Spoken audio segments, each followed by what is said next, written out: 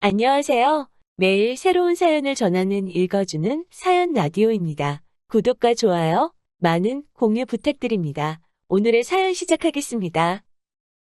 안녕하세요. 올 가을쯤 결혼을 앞두고 있던 30대 초반의 여자입니다. 남자친구가 백마탄 왕자는 아니지만 그래도 제 운명의 상대라고 믿었고 앞으로 행복하게 오래오래 같이 살 일만 남았다고 생각했어요. 하지만 역시 결혼은 둘만 좋아서 될 일은 아닌가 봅니다. 저와 남자친구는 친구의 소개팅으로 만났습니다. 처음부터 결혼을 목적으로 두고 만난 건 아니고 잘 되면 사귀는 거고 안 되면 친구 정도로 남으면 되지 않겠냐는 주선자의 말처럼 가벼운 마음으로 만난 사이예요. 저는 지방 국립대에서 공대를 졸업했고 남자친구는 서울에 있는 중위권 대학을 나왔습니다. 현재 저는 대기업 중 한 곳에서 일하고 있고 남자친구도 중견기업에서 근무하고 있어요. 대학이나 직장이 남녀 사이에 무조건적으로 중요한 것은 아니지만 저는 적어도 제가 남자친구한테 꿀린다고 생각한 적은 없어요. 실제로 그렇기도 하고요. 아무튼 그렇게 서로의 조건을 어느 정도 아는 상태에서 만났기 때문에 오히려 처음 만난 자리임에도 불구하고 그다지 불편하지 않았습니다. 무엇보다 서로 대화가 잘 통했어요. 살짝 쑥스러워하면서도 저를 재밌게 해주고 싶어하는 남자친구의 모습에서 저는 호감을 느꼈고요. 그 이후로 몇 번 더 연락을 주고받고 만나면서 사귀게 되었어요. 남자친구와 2년 정도 교제를 하면서도 결혼에 대해선 진지하게 생각해 본 적은 없었습니다. 일에 대한 욕심도 있었고 아직 제 나이가 그렇게 많다는 생각도 안 들었거든요. 반면에 저보다 3살 많았던 남자친구는 생각이 달랐던 것 같습니다. 사실 사귄 지 1년 반 정도 지나면서부터는 계속해서 결혼에 대한 이야기를 은근슬쩍 먼저 꺼내왔거든요. 사귄 지 2년이 넘어가면서 남자친구가 슬슬 조바심이 나는 눈치였어요. 그러다 느낌적으로 오늘은 프로포즈를 하겠구나 싶었던 날이 있었는데 아니나 다를까 남자친구가 청혼을 해왔습니다. 당혹스러운 마음도 약간은 있었지만 결국엔 예스를 외쳤고요. 결혼을 약속한 이후로 여러 가지 해야 할 일들이 많이 생기더라고요. 일단은 사귀는 동안 남자친구의 가족을 한 번도 만난 적이 없었기에 인사를 드리러 가게 되었습니다.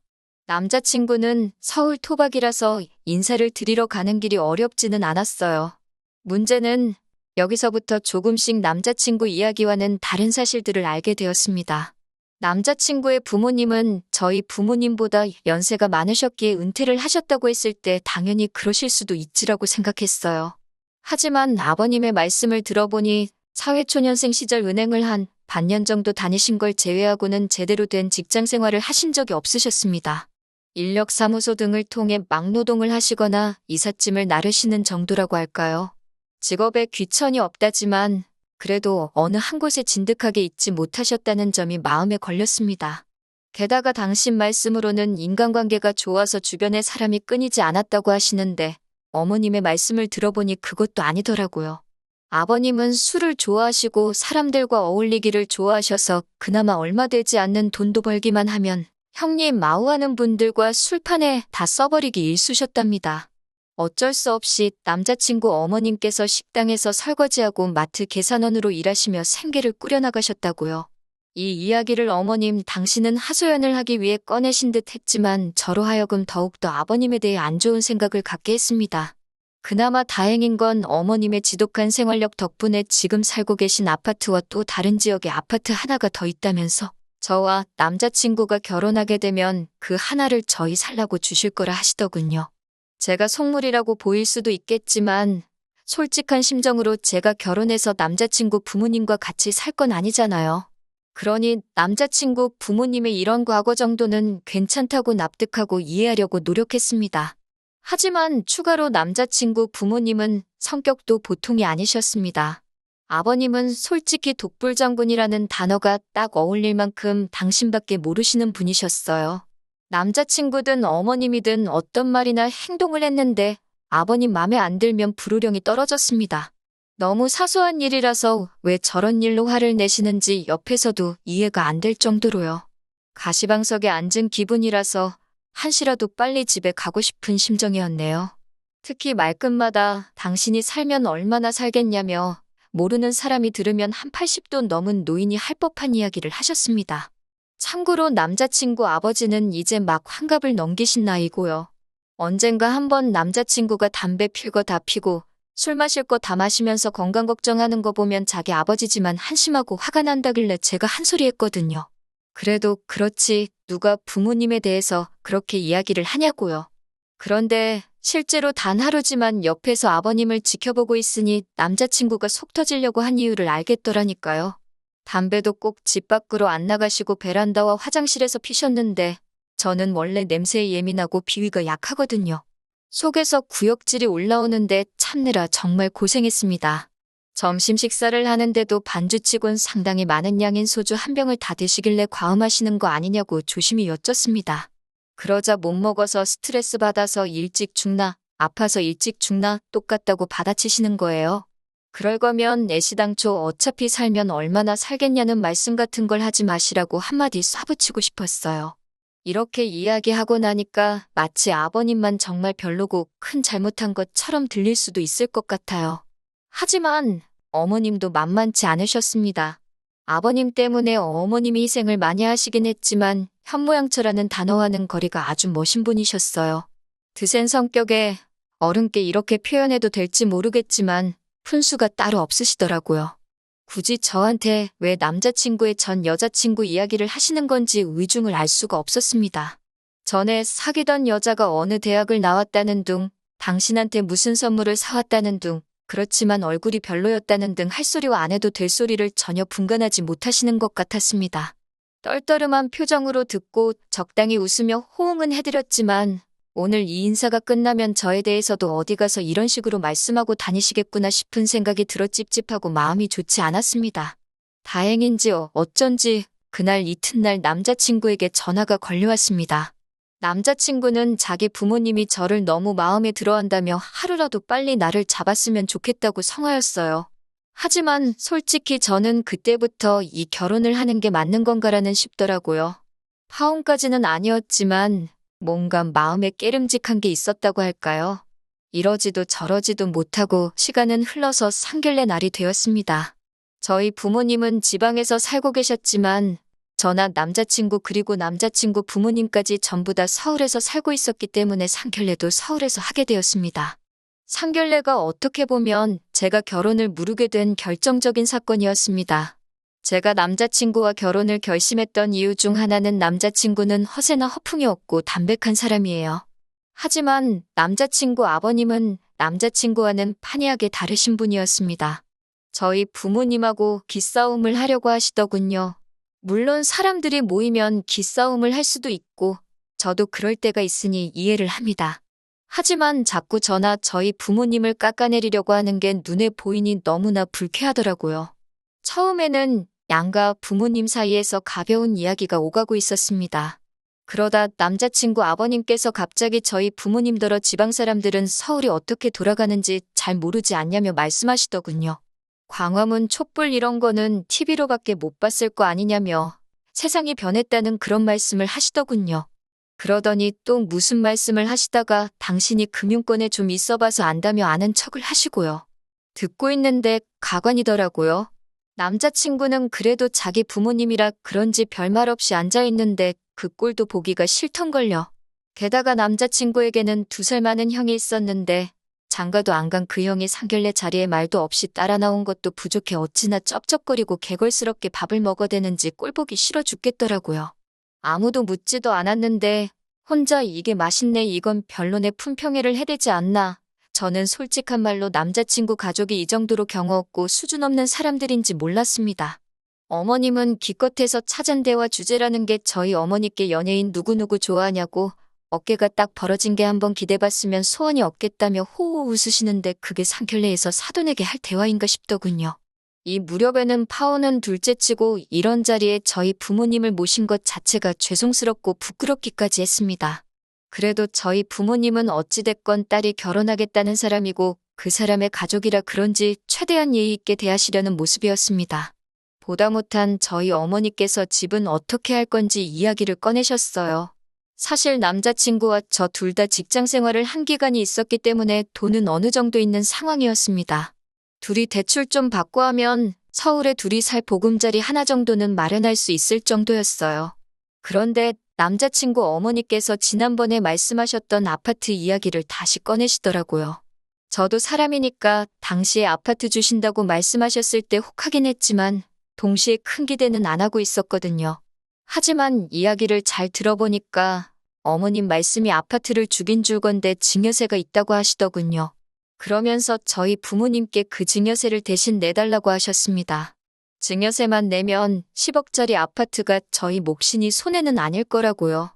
저희 어머니가 듣고 잠시 생각을 하시더니 그러면 명의는 공동으로 해주실 거냐고 물어보셨어요. 시어머니께서는 겨우 증여세만 내는 건데 공동 명의는 욕심이 과하지 않냐고 그러셨고요. 저희 어머니도 그럼 증여세고 뭐고 복잡하게 만들 것 없이 저희 둘이 알아서 집 문제는 해결하게 두자고 하셨습니다. 저도 솔직히 증여세를 대신 내주는 건 내키지 않더라고요.